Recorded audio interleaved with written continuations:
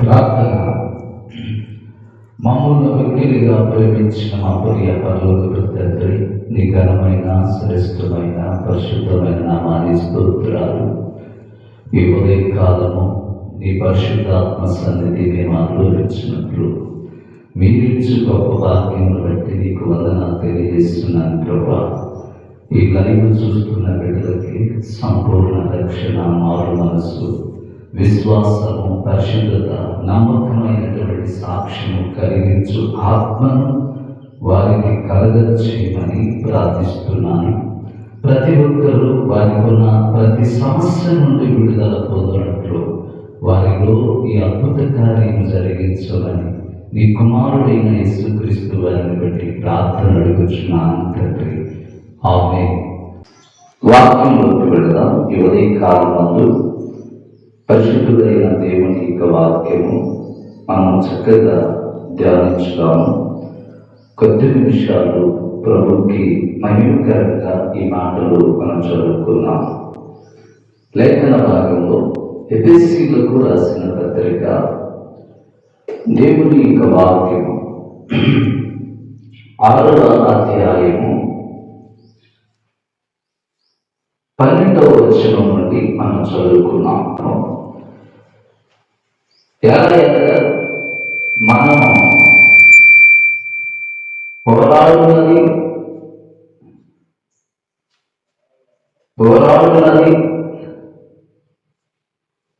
శరీరులతో కాదు, గాని ప్రధానులతోనూ అధికారులతోనూ ప్రస్తుత అంధకార సంబంధములకు లోకనాథులతోనూ ఆకాశ మండలమందున్న దురాత్మల సమూహముతోనూ పోరాడుచున్నాము.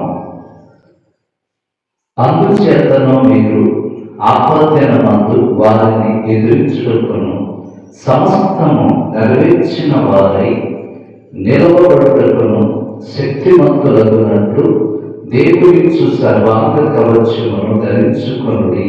ఎలాగనగా మీ నడుమునకు సత్యమును దట్టి కట్టుకొని నీతిలను మైమరుపు తొడుగుకొని పాదములకు సమాధాన సువార్తవనునైన సిద్ధ మనస్సులను జోడు తొడుగుకొని నిలవబడి, మరియు రక్షణయను శిరస్త్రావణమును దేవుని వాక్యమును ఆత్మఖడ్గమును ధరించుకొని ఆత్మ వలన ప్రతి సమయమందును ప్రతి విధమైన ప్రార్థనను విజ్ఞాపనను చేయించు ఆ విషయమై సమస్త పరిశుద్ధుల నిమిత్తమును పూర్ణమైన పట్టుదలతో విజ్ఞాపన చేయించు మెలకువగా ఉండుడి.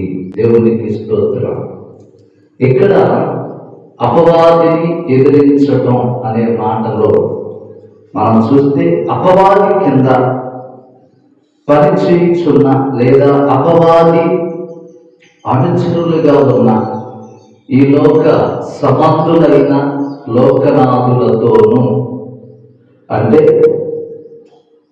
లేఖన భాగం సెలవిస్తుంది ఇక్కడ ఎవరంటే మీరు అపవాది తంత్రములను ఎదిరించుటకు శక్తిమంతులగునట్లు, అపవాది తంత్రములను ఎదిరించుటకు శక్తిమంతులగునట్లు మీరు దేవుడిచ్చు సర్వాంగ కవచమును ఏమండి ధరించుకోండి. వాస్తవంగా దేవుడిచ్చు కవచము, దేవుడిచ్చు సర్వాంగ కవచము ఏంటయ్యా అంటే ఇక్కడ మనతో చెప్పాడు ఏంటి? అందుచేతన మీరు ఆపత్తిమందు వారిని ఎదిరించుటకును సమస్తము నెరవేర్చిన వారై నిలకడగా ఉండుటకును శక్తిమంతులగునట్లు దేవుడిచ్చు సర్వాంగ కవచమును ధరించుకొనుడి. ఇది 13వ వచనం. ధరించుకొనుడి. ఎలాగనగా మీ నడుమునకు సత్యమనే తట్టి కట్టుకోండి. రెండవది, మీరు నీతి అనే మైమరుపు తొడుగుకొనుడి. మూడవది, పాదములకు సమాధాన సువార్త వలనైన సిద్ధ మనస్సులను జోడు తొడుగుకొని నిలవబడి ఇవన్నీ కాక విశ్వాసమును డాలు పట్టుకొనుడి. దానితో మీరు దుష్టుని అగ్ని బాణములన్నింటినీ ఆర్పుటకు శక్తిమంతులు అగుదురు అన్నాడు. శక్తిమంతులు అగుదురు. కనుక దేవుడిచ్చిన కవచాల్లో ఒకటి నీతి, 2 సత్యము, 3 సమాధానము, 4 విశ్వాసం అనే డాలు, 5 రక్షణ అనే శిరస్త్రాణము, 6 వాక్య ఖడ్గము, 7 ఆత్మ వలన ప్రార్థన. ఈ 7 కవచాలు మన జీవితంలో సంపూర్ణముగా నెరవేరాలి. ఎందుకంటే యుద్ధానికి పోయేటువంటి రాజులు అన్ని కవచాలు ధరించుకొని వారు యుద్ధంలో పోరాటం చేస్తారు. అయితే మనం కనిపించని యుద్ధం చేస్తున్నాం. అంటే బాహ్య సంబంధమైన యుద్ధం అయితే కాదు. ఇది ఏ యుద్ధం మరి? ఆత్మ సంబంధమైన యుద్ధము. ఆత్మ సంబంధమైన యుద్ధము మనం చేస్తున్నాం. మనం ఎవరితో పోరాడుతున్నాము? శరీరులతో కాదు. ఎవరి? ఈ లోక నాదులతో, దురాత్మల సమూహముతో పోరాటం మనము చేయించున్నాం. కాబట్టి మొదట మనకి నీతి అవసరం, తర్వాత మనకి సత్యము అవసరం, తర్వాత మనకి ఆయన అంటున్నాడు సమాధానము కూడా అవసరము. తర్వాత ఆయన అన్నాడు ఇవన్నీ కాక విశ్వాసం అనే డాలు పట్టుకొనుడి, దానితో మీరు దుష్టుని అగ్ని బాణములన్నిటినీ ఎదిరింతుడు. రక్షణ అనే శిరస్త్రాణము. ఎవరి? వాక్య కంఠము, ఆత్మ వలన ప్రార్థన. ఇవే మన కవచాలు. వీటిని ఉపయోగించాలి. వీటిని ఎలా ఉపయోగించాలి? మనం సత్యం పలికేటప్పుడు ధైర్యముగా వాటిని విత్తాలి. మనం నీతిని కలిగి లోకానికి మాదిరిగా జీవించాలి. తర్వాత సమాధానపడుతూ సువార్తను ఇతరులకి వెదజల్లాలి. మనం చూస్తే 4వది విశ్వాసం అనే డాలు పట్టుకోవాలి. మన మీద దుష్టుడు వేస్తూ ఉంటాడు అగ్ని బాణాలు, నిందలు, అవమానాలు, ఎవరిని అనరాని మాటలు, ఎన్నో రకాలైనటువంటి విపత్తులతో వాడు మన మీదకి దాడి చేస్తాడు. ఎందుకు చెప్తున్నానంటే యోబు మీదకి సాతానుడు చేసిన దాడి మీరు చూశారు కదా.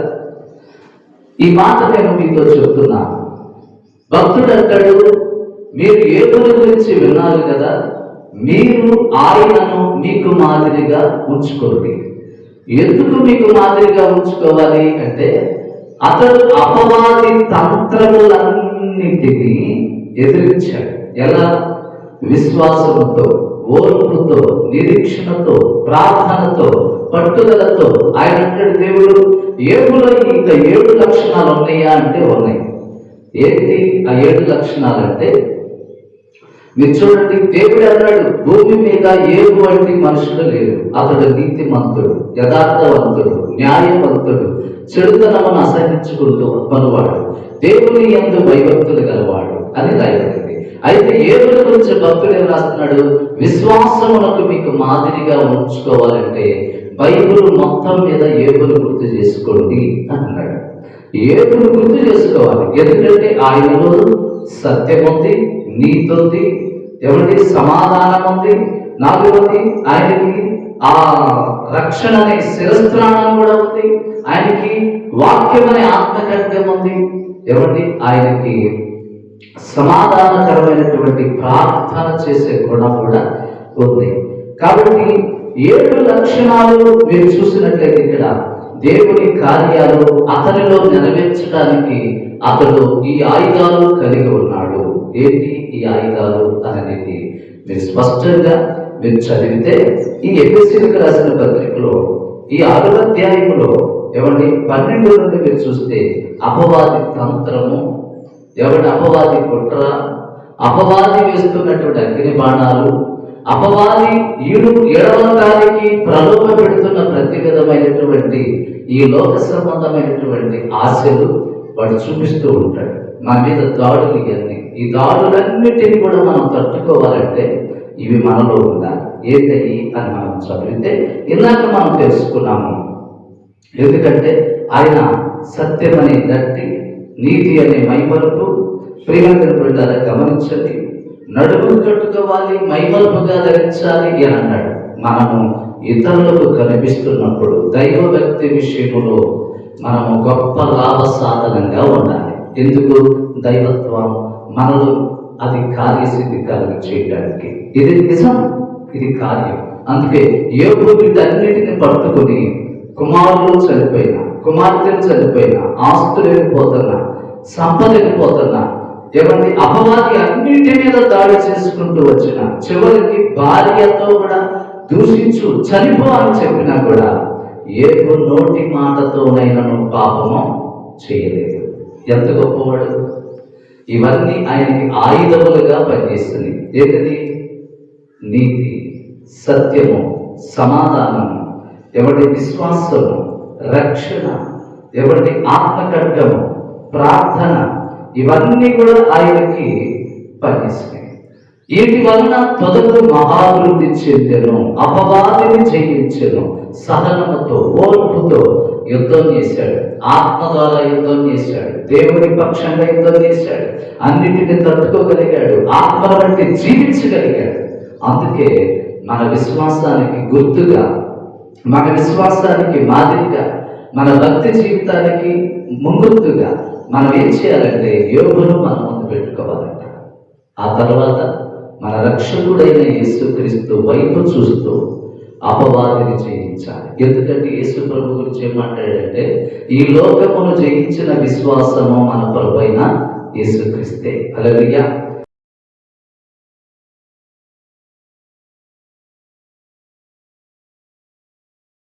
యేసుక్రీస్తు వారిలో కూడా ఇవన్నాయి. ఎందుకంటే ఆయన నీతివంతుడు, ఆయన సత్యవంతుడు, ఆయన సమాధానకర్త, ప్రార్థన చేశాడు, క్షమించాడు, సమాధానం మనకు అనుగ్రహించాడు. అందుకే ఆయనను కూడా మనం ఏం చేస్తున్నామంటే సొంత రక్షకుడిగా మనం అంగీకరించి ఆయన వైపు మనం చూస్తున్నాం. ఎందుకంటే పాత నిబంధన భక్తుల్లో మనం తీసుకుంటున్న ప్రతి విధమైనటువంటి ఎవరి వ్యక్తిలో ఒక్కొక్క గుణాన్ని మనం ఎత్తుకుంటూ ఆడలో నుంచి మనం పొందుకుంటున్న ఈ లోకమును జయించడానికి కావలసినటువంటి భక్తి జీవితాన్ని మనం కలిగి ఉంటాం. అందుకే ఈ 7 విషయాలు గుర్తుపెట్టుకోండి.